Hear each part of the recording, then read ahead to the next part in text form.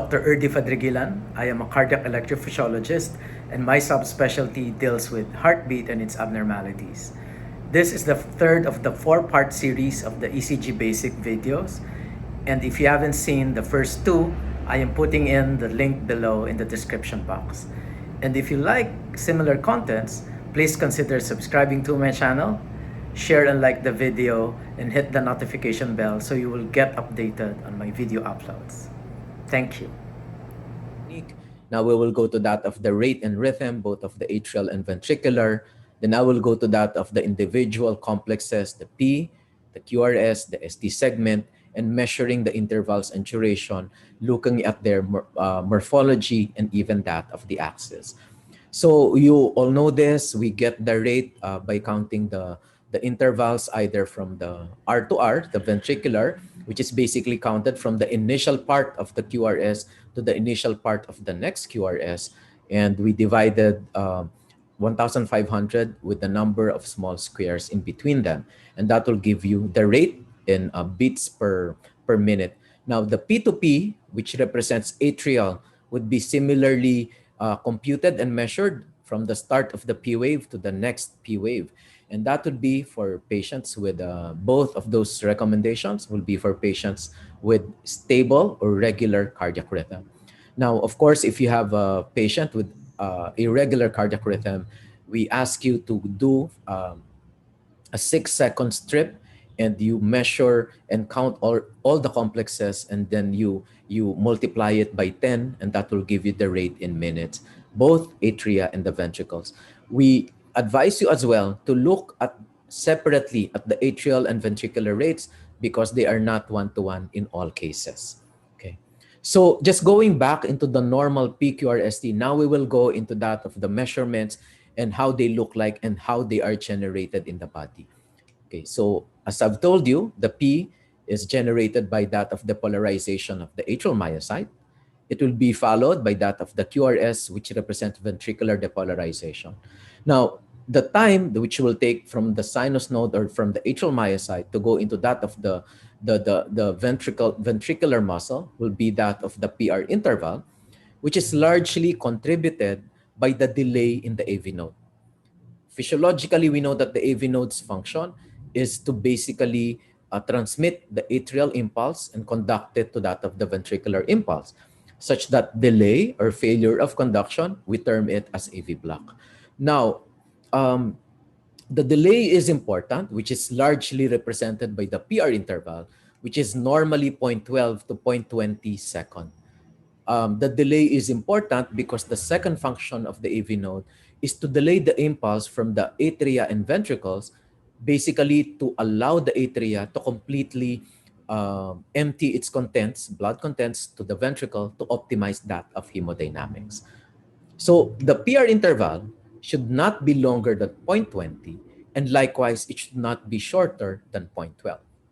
Anything longer than 0.20 is going to be a block or a prolonged conduction, whether it's physiological, like heightened vagal tone, or pathological, like a block, when the AV node is supposed to conduct normally and there is a delay. It should not be shorter than 0.12, and if it's shorter than 0.12, then we suspect the presence of an accessory pathway bypassing the AV nodal conduction. Now, when it comes to the QRS complex, it is normally 0.11 to 0.12 second, less than that. And that value separates what a narrow QRS is if it's less than that, or what a wide QRS is if it's more than that. After the QRS, of course, the ventricles would now recover, and that would be represented by the ST segment and that of the T wave.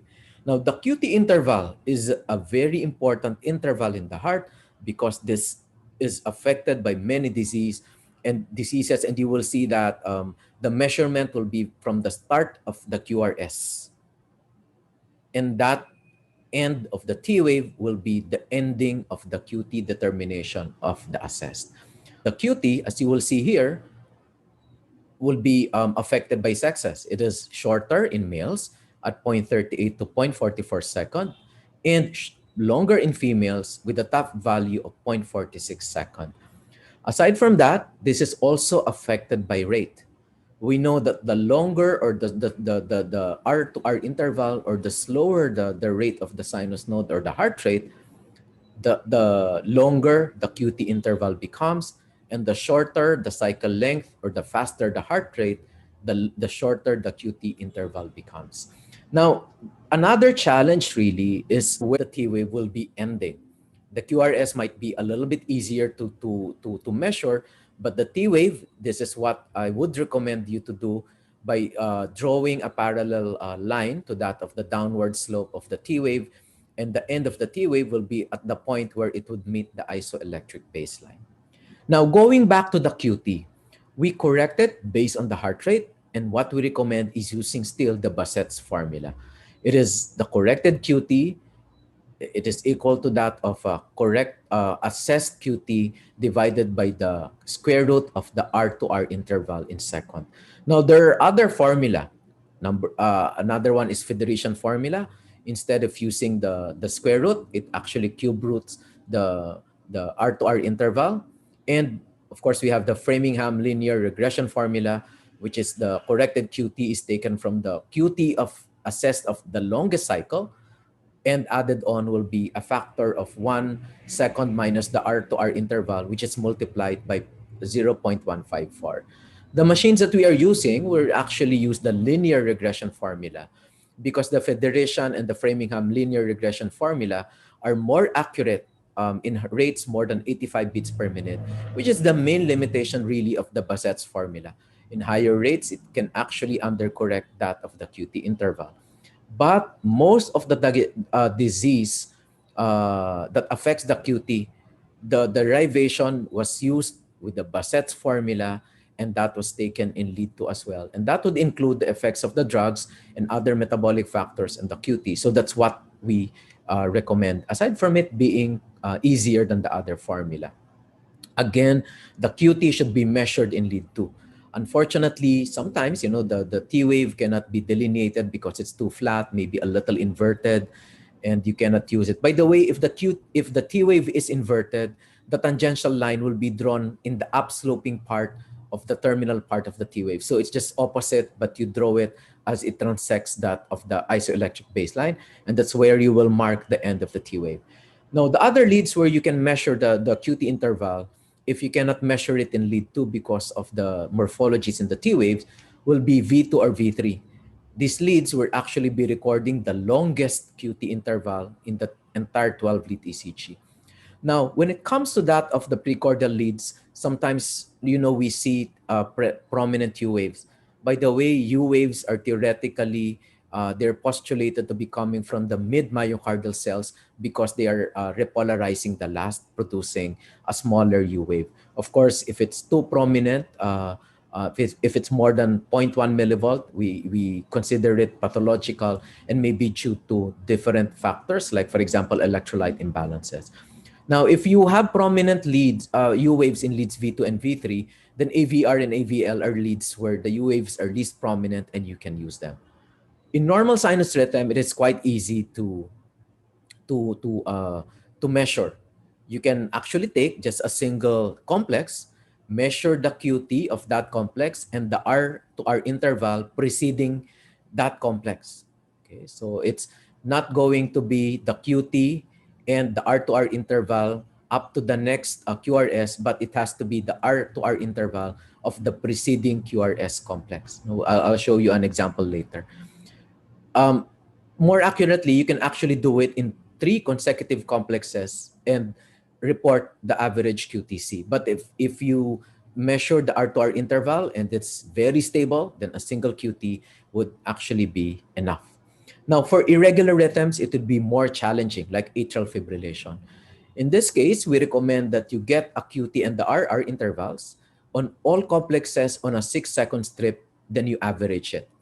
Either you get the QT on all complexes, then you average it. You get the RR on all complexes, you average it, and then again the QTC, which is already compounded. Or measure the QTC for every complex and get the average QTC. Alternatively, this is easier to do. You can identify the shortest and the longest R to R interval in the same lead. Do not use another lead because the QT will vary among leads. Now, primarily because physiologically, even the QRS complexes would not be the same in all leads, similar to the ending of the T wave. So you can measure, like in lead 2, the shortest and the longest R to R interval. Then you calculate the QTC for each and you average the two QTC values, ending up with that of an average QTC value for that patient. Now, for atrial fibrillation, they did a study on this one. How accurate is the averaging compared to that of measuring the QT in the same patient converted back to sinus rhythm? What they have seen is that in the measurements in atrial fibrillation were consistently longer compared to those measurements in the sinus rhythm, again compared with the same patient. These patients were in AF, converted back to sinus. The QTC were measured in AF and then in sinus rhythm. Again, the QTCs were longer with this averaging compared to that of the sinus beat. But still, we recommend that you record and report the average QTC because it gives us a window on the repolarization pattern of the patient. Now, the determination of the QRS axis should not really be difficult and should not require a calculator or even a protractor. You need to remember that the hexagonal system with the configuration of the limb leads will actually give you angulations in that of the coronal plane of the heart, which is that of looking it through from anterior to posterior.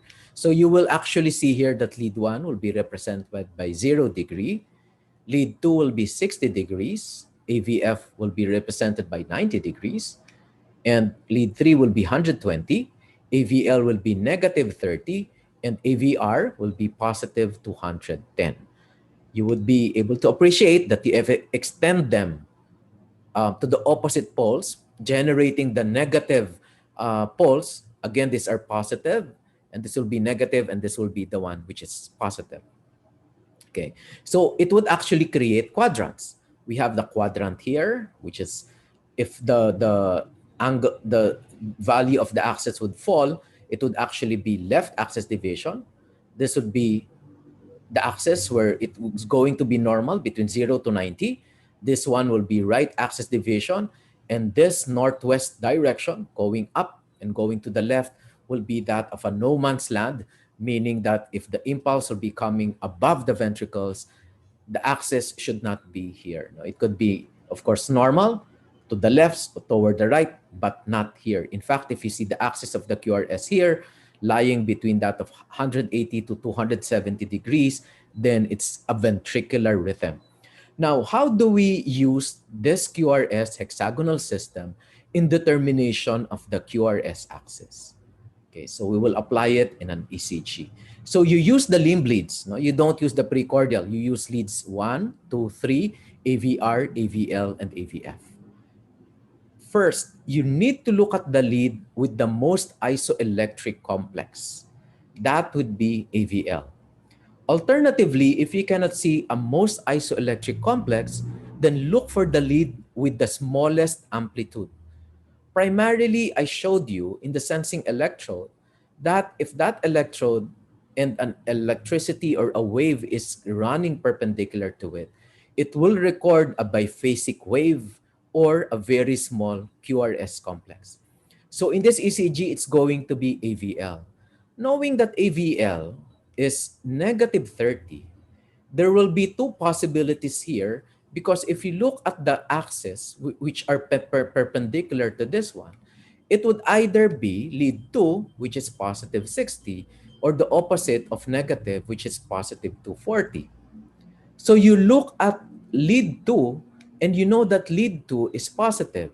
So if lead 2 is positive, it means that this is the correct lead because the impulse is going towards lead 2, which has recorded the tallest amplitude of the limb leads, now comparing it to the other 5 limb leads in the 12 lead ECG. And the axis here is going to be positive 60. And if you look at the machine computation, it is near that, just 6 degrees different from that. So that's how we compute the axis. Okay, so it's not really should be difficult.